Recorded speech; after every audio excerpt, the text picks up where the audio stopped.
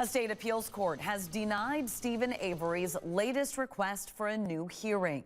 Avery asked to hear evidence of a possible new suspect.